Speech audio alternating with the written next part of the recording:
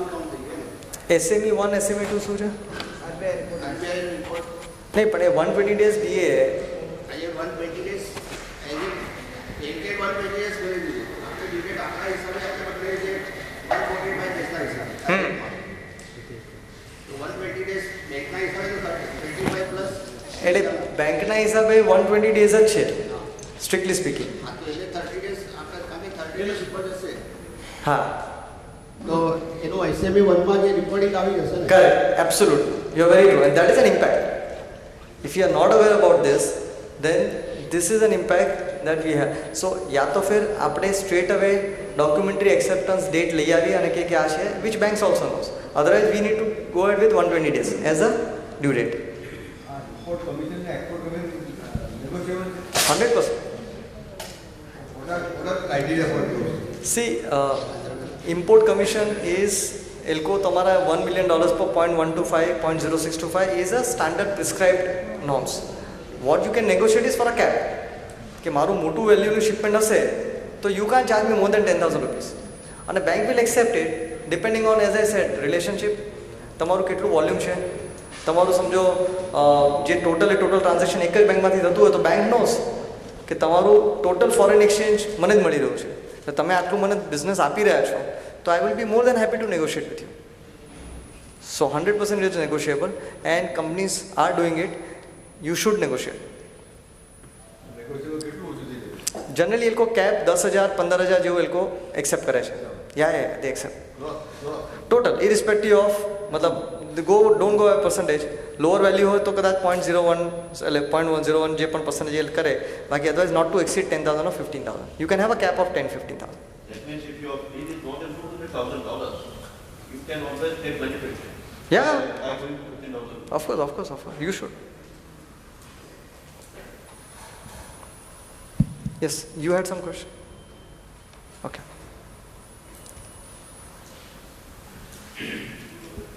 If the firm is 100% exporting, what do you suggest with current calculations as per your calculation with LIBOR plus margin for US dollar fund? What should be the percentage in current scenario for the finance of INR terms or US dollar terms if the firm is 100% exporting? You can get finance at LIBOR plus 300 average. Consider 1% as all the other cost. So LIBOR plus 4. Say LIBOR is half, so 4.5%. No, my question is, what is your suggestions? A firm should get a finance in a percentage terms કે રૂપિયામાં કેટલું લેવું જોઈએ અને ડોલરમાં કેટલું લેવું જોઈએ? નહીં, રૂપિયામાં અને ડોલરમાં કેટલું લેવું જોઈએ it is a function of the arbitrage. આની અંદર મને જે સસ્તું લાગશે હું લઈશ. હવે આજે સમજો પ્રીમિયમ 9% થઈ ગયું એક્ઝામ્પલ જે હતું થોડા ટાઈમ પહેલાં, મને બેંક રૂપિયામાં 10.5% આપતી હોય તો નેટ મને 1.5% પડે, તો પછી I will switch over my entire finance તો ઓવરઓલ ન કરી શકું કારણ કે મેં જે ડોલર લીધા છે એનું રિયલાઇઝ થાય. એટલે આજનું જે મારું એપ્લિકેશન છે એ હું રૂપિયામાં કરીશ, પછી પીસી હશે કે પીએસસી હશે. અચ્છા, એ સિવાય પહેલાં સબવેન્શન મળતું હતું એસએમઈના માટે 3% જેટલું સબવેન્શન હતું, પણ એ તમે રૂપિયામાં લો તો જ મળે. છેલ્લા લાસ્ટ 1 યરમાં એ સબવેન્શન નીકળી ગયું છે. કદાચ અત્યારના એફર્ટ્સ ચાલી રહ્યા છે કે એ સબવેન્શન ફરીથી ઇન્ટ્રોડ્યુસ થાય આપણા સેક્ટર માટે. હજુ ક્લેરિટી નથી, પણ એ સબવેન્શનની કન્ડિશન એ હતી કે તમે રૂપિયામાં બોરો કરો તો જ મળે. હવે ડોલરમાં તમે લીધું હોય તો સબવેન્શન ના મળે. હવે રૂપિયામાં વિચાર કરો કે તમારે 11%નું રૂપી કોસ્ટ, 8%નું પ્રીમિયમ અને 3%નું સબવેન્શન, પ્રેક્ટિકલી 0 કોસ્ટ પર તમે બેંક પાસેથી બોરો કરો છો. એટલે અને ઘણી વખત નેગેટિવ પણ થાય. એટલે બેંક પાસેથી બોરો કરીને તમે બેંક પાસેથી પૈસા લો છો અને રિયાલિટીમાં આવું થાય છે જ્યારે સબવેન્શન હતું ત્યારે. અત્યારના એ સબવેન્શન નથી એટલે it is not there. Any other question? Sure. Now let's come to the foreign exchange. Now some facts about the forex transaction. એક વસ્તુ તો બધાએ જે એક બેઝિક વસ્તુ જાણવી જરૂરી છે કે we are very very very special for the bankers. કારણ કે આપણી ઇન્ડસ્ટ્રી બેંકના ફોરેન એક્સચેન્જમાં ઘણો મેજર રોલ પ્લે કરે છે. Why? Because we are both on the export side and in the import side. એટલે આજે બેંકના માટે એક એક્સપોર્ટરને હેન્ડલ કરે કે એક ઇમ્પોર્ટરને હેન્ડલ કરે, તમને જ્યારે હેન્ડલ કરે છે બેંકને બેઉ સાઈડના ફ્લોઝ મળે છે.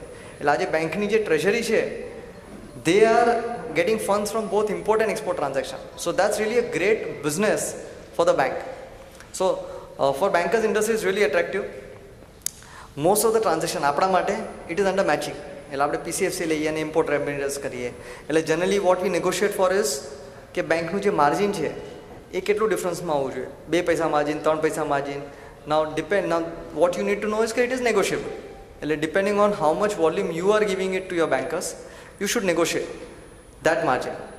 Apart from that, there are also one-way margin. કે ઘણી વખત તમે PCFC લઈને લેબરનું પેમેન્ટ કરતા હો તો એ તમને અત્યારના ડોલર ચાર્જ કરે છે, તો એ કેવી રીતે ચાર્જ કરે છે, એનું શું શું કોમ્પોનન્ટ છે, I will cover that in the next slide. But you need to be clear કે માર્કેટમાં જે રેટ ચાલે છે એનાથી મને કેટલું મોંઘું પડે છે, અને એ જે ડિફરન્સ છે it is a subject matter of negotiation with the bankers. That is something which you should do it depending on the volume and the relationship.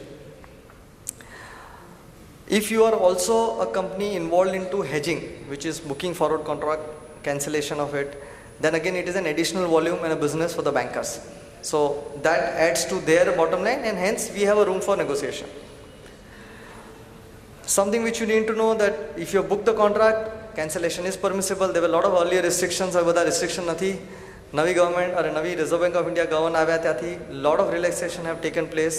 There are free cancellations both on export side, import side. Rebooking is permissible. Normal practice આપણે જેનું લો volume હોય છે કે businesses say between 10 crores, 50 crores or 100 crores, normally we deal with only branch. Now for any conversions, એટલે generally તમે branch સાથે વાત કરો તો બ્રાન્ચ સાથે વાત કરીને બ્રાન્ચ એની ટ્રેઝરી સાથે વાત કરતા હોય. એટલે આખા પહેલામાં પ્રોસેસમાં એક લીકેજ છે. Now you can insist કે મને ડાયરેક્ટલી ટ્રેઝરી સાથેનું ડીલિંગ આપો. Now that also adds to the efficiency. કારણ કે જે માર્કેટ ચાલે છે એ તમને રેટ મળે, નહીતર બ્રાન્ચવાળો એને ફોન કરે અને તમે ફોન પર વેઇટ કરતા હો. સો in the entire process there are leakages that you can avoid.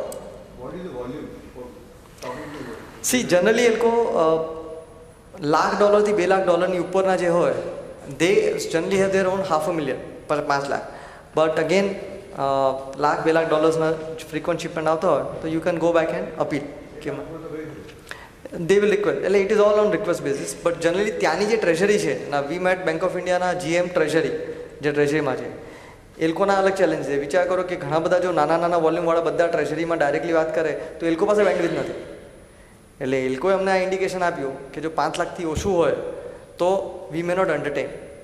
એટલે that is there challenges because they $5,00,000 શિપમેન્ટ્સ. પણ એકચ્યુઅલમાં તમે જાઓ અને વાત કરો તો કદાચ એકવાર રિલેશન ડેવલપ કરો તો $1,00,000-$2,00,000 ના માટે પણ તમને ડાયરેક્ટલી લેટર લખી you can appeal to the bank કે please allow me to talk to your treasury directly.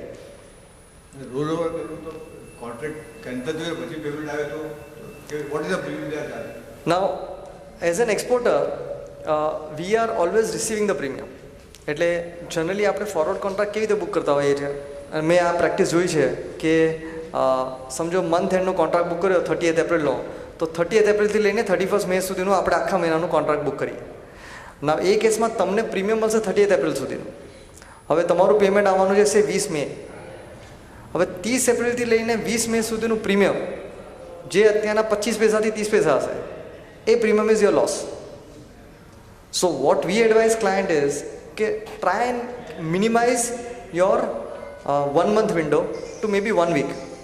Now you don't have to worry કે કદાચ આ પીરિયડમાં જો રિયલાઇઝેશન નહીં આવ્યું તો શું થશે.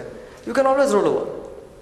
Now roll over my advantage is that you cut or cancel the previous contract, roll it over for next 20 days. So A next 20 days નું પ્રીમિયમ બેંકે તમને આપવું જોઈએ. હવે જો બેંક ના આપતું હોય તો you to negotiate, but we need to know કે આ આપણો રાઈટ છે. અમુક બેંક તો કોન્ટ્રાક્ટ કેન્સલ કરી નવો કોન્ટ્રાક્ટ કરે એમ જ કહી દે. બેંક જૂનો કોન્ટ્રાક્ટ કેન્સલ થઈ ગયો તમારો, હા, નવો કોન્ટ્રાક્ટ કરવાનો હોય એવી જગ્યાએ ચાર્જ લે ના. એટલે એ જ આ જે ચાર્જીસ બેંક લે છે એ it is like it could be your ignorance or it could be their strength કે they are able to take whatever you know I can from the bank. But you should now આ જે બધા cases છે ને, just slightly off the topic, mister Padmanabhan કરીને Reserve Bank of ઇન્ડિયાના executive director છે. He's about to retire. He made a presentation. In fact, there was a FEDI conference in Belgium just 2 weeks back. He has made a point, and there is a speech which is available in our records, that banks, and this was addressed to the banks, okay, all the bankers, you have your SME client, small clients, and the kind of charges that you levy on them, it is exorbitant, and I have received a complaint from number of SMEs. He went to the extent of practically threatening the bankers, okay, unless you do something about this, we will have to come up with some regulation. Now RBI, as a mandate, they will not get involved into micromanagement.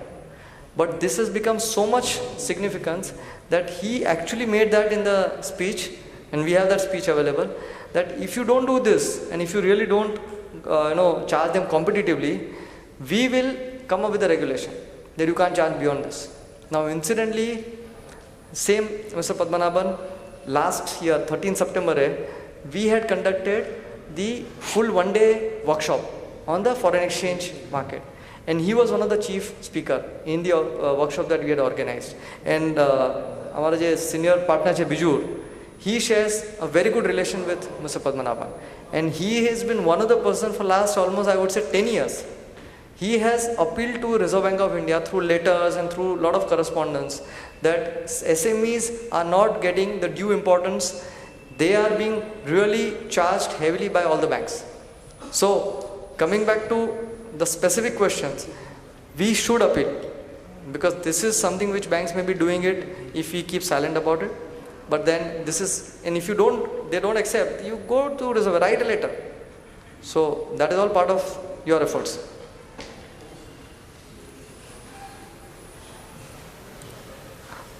Now let's come to the question that Arun Bhai covered in his speech as to, are we really exposed? Now more and more diamanteries and different companies that we interact with, एक standard answer મળે છે कि અમે import છે, export છે, we are naturally hedged.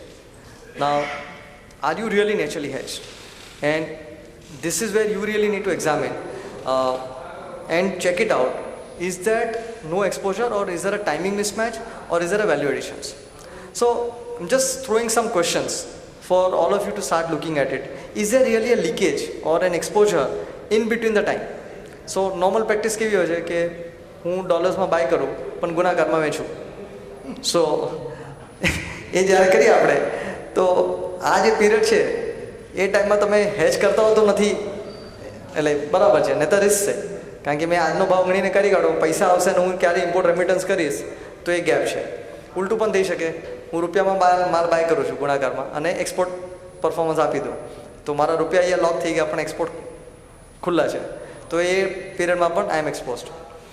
Many a times I may realise in dollars અને લેબરને મારે પે કરવાનું હોય. Now labour is a component, I will explain in other slide, કે depending on the kind of business that you are in. Large size goods છે એ લોકોને value addition નિગ્લિજિબલ છે, કદાચ 5% હશે, 10% હશે, પણ જે સ્મોલર સાઇઝવાળા છે એ લોકોને 20% ને 25% છે. એટલે $100 620 મળતા હોય તો એ $100 કદાચ 58 થઈ જાય તો 580 મળે, પણ તમારી લેબર કોસ્ટ ઘટવાની નથી. So there is an exposure on the value addition. અને આપણે જનરલી ડાયમંડ પ્રાઇસમાં લેબર ડોલર્સમાં જ ચડાવતા હોય છે કે $10 મારો ભાવ ચડી ગયો, હવે $10 કેટલા રૂપિયા એકચ્યુઅલમાં થાય છે, now that could be a gap, so which you need to know. So those are all different practices. I may pay import creditors but borrow from bank in rupees. So again I am leaving it to some exposure. It is not perfectly hedged. Now there are businesses which believe that the capital that I have invested in the business is in dollars, and it could be like global firms having a all over marketing, the global distribution network.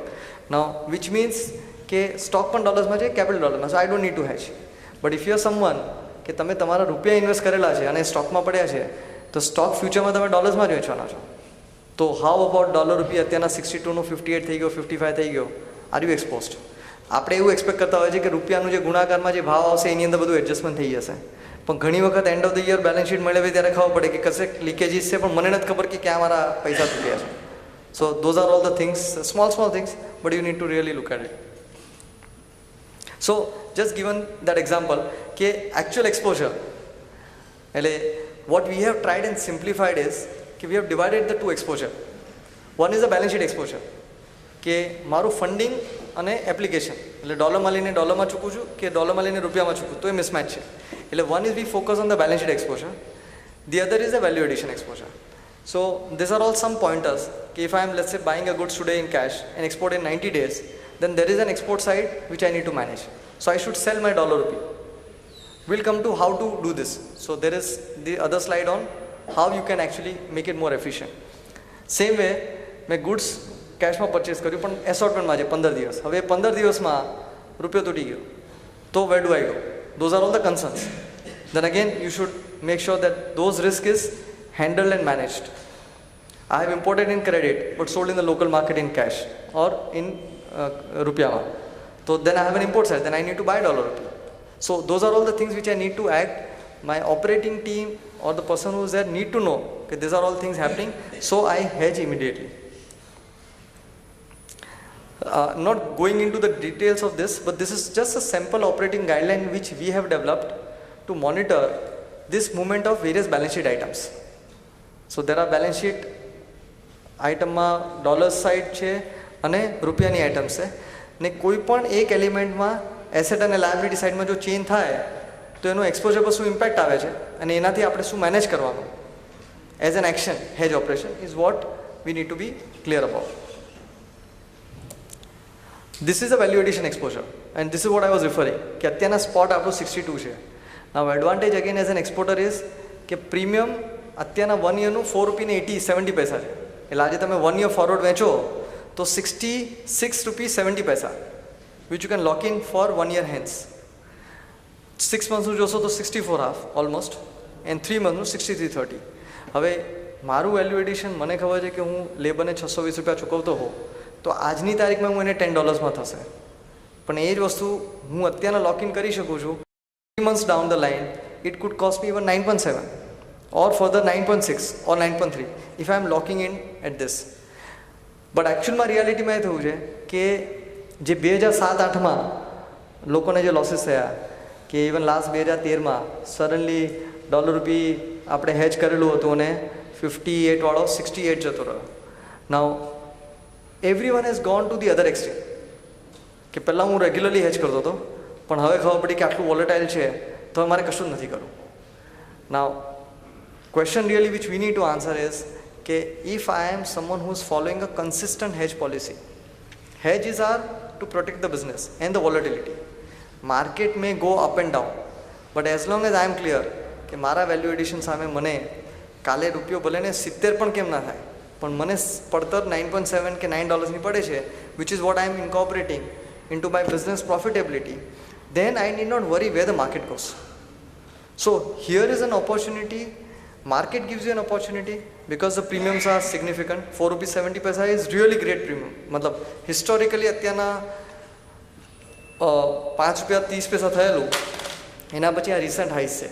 એટલે as an exporter you should always capture such high premium and insulate your exposure to the extent possible.